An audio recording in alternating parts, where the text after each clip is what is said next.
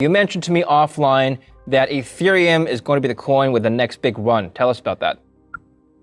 Well, as you know, you're an expert on tracking gold and silver and the phenomena that when we get into a run, when gold goes to that 50-day moving average and it goes up 15, 20%, silver all of a sudden surges 30%. Yeah.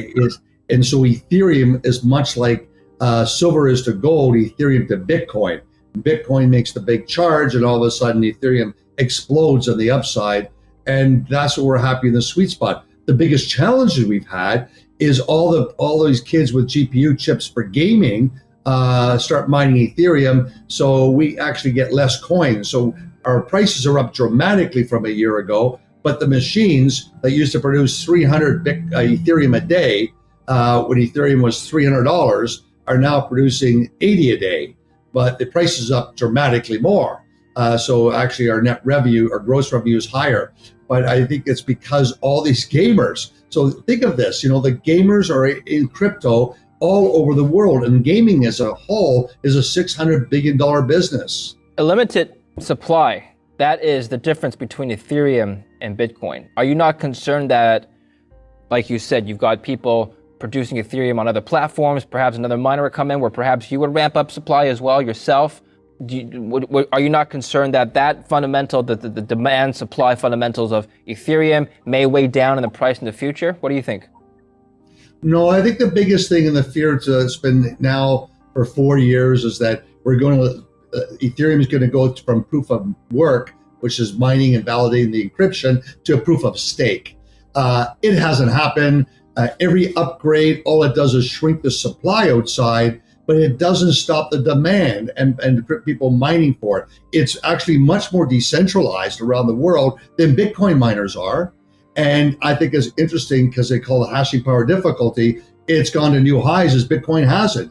So I think that investors have to recognize Ethereum is a smart contract.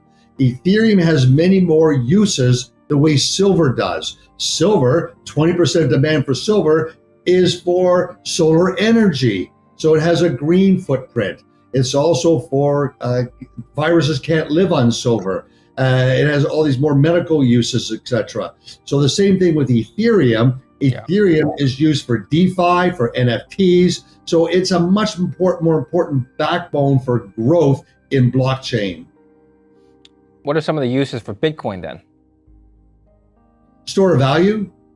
The ability to, if there's an earthquake in Mexico, for a cleaning lady, she has to go down to Western Union, and on that $500 she's going to try to send, it's not going to immediately get to her family. She's going to get scraped for about $100 off the top. Bitcoin is done in a minute, and they can send the money and they can convert it, and she can help their family out. So remittance between developed nations and developing nations, I think that's a classic of why Bitcoin's a superior way of moving money. People my generation, most of my friends don't hold a gold. They've got a lot of Ethereum. They've got cryptos as a store of value. They've got stocks. They've got maybe some bonds, but very few people I know buy gold. Point is, obviously there are younger people who buy gold, but they're not in the majority. If this generation grows up to primarily hold cryptos, who's going to be holding gold in 50 years?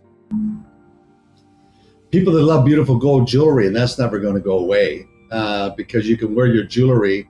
When you think of India, Indian women have 6 times the amount of gold in Fort Knox in the vault, and they wear it, and it's portable wealth. So I think the bigger issue is that where's the portable wealth going to be? I think it's the push by governments to get rid of paper money so that they can monitor everything. Therefore, the cash won't be bearer. It'll only be Bitcoin, Ethereum, and it'll be gold. So I don't think gold's going to go away because people want to be able to have what's a private asset. Very important concept. Who hates it the most? The more socialist the country, more controlling of the country, of the citizens, right down to human rights. China kicks everyone out because they're coming with their own digital money. You can see this evolving, but crypto is too big. It's just a global phenomena. When I wear a shirt like this, David, I get people telling me all about Ethereum and Bitcoin. I wear gold and go gold, and it's like, who's he? Who cares? So it's interesting that how this ecosystem around the world is much more caught up with blockchain and crypto money. What should you be hodling? Gold, Bitcoin, Ethereum? I guess it depends on who you are, right? Can you help us out here? If I were, well, let's say if I were a millennial, I've still got some years to me before retirement. What should I be hodling versus somebody who's already entering the retirement ages? If you're an older investor or a conservative mindset, clearly gold. Gold is just a great trade, and it's lagged the markets on a relative basis for the money printing, and I think it should have a projectile potential for $3,000 in a short period here. But if you're an aggressive investor and you're younger, owning Bitcoin and owning Ethereum, or to make it simple, you can own Hive and you get both. Let's talk about Hive for a little bit more before we move on to the coins. Now, you mentioned that you have been very profitable this year. Tell me how you did that. I assume both obviously, cryptos have done nice runs, so that's contributed to your profits. What about the costs? How are you able to keep costs down? If you converted our Ethereum into Bitcoin, our cost is about $3,000 a Bitcoin if you did that conversion. So what does that mean? It means in the past 12 months, Ethereum has outperformed Bitcoin. We're the only Ethereum producers. We're the biggest hodlers. What do you think that means? If you did that conversion for all the Bitcoin fanatics, we are producing something like today, 13 and a half Bitcoins a day. What we are doing is that we're upgrading our Ethereum facilities with the best NVIDIA chips, and we're expanding our Bitcoin production. We hit 1 exahash like we said we would in August. We expect another exahash of Bitcoin mining by Christmas, and then another one by March. So I think that the combination of why we're the most profitable is because we mine Ethereum and Bitcoin. What about electricity costs? As you expand your operations, would you not expect fixed costs to go up? Tell us about that side of the operations. Absolutely. You see that pressure point, unless you're building your own facility like we're doing in New Brunswick, that's 30 megawatts going to 50 megawatts to 70 megawatts, and we're expanding Bowdoin by another 10 megawatts. We've been invited into a sort of consortium to do 200 megawatts. But for us, it's more difficult, David, because we've really stayed focused on being the only green, clean miner. So we only, at this stage, use geothermal and hydroelectricity. We haven't used solar. We haven't used wind, but we've used in cool jurisdictions like Sweden and Iceland and Canada.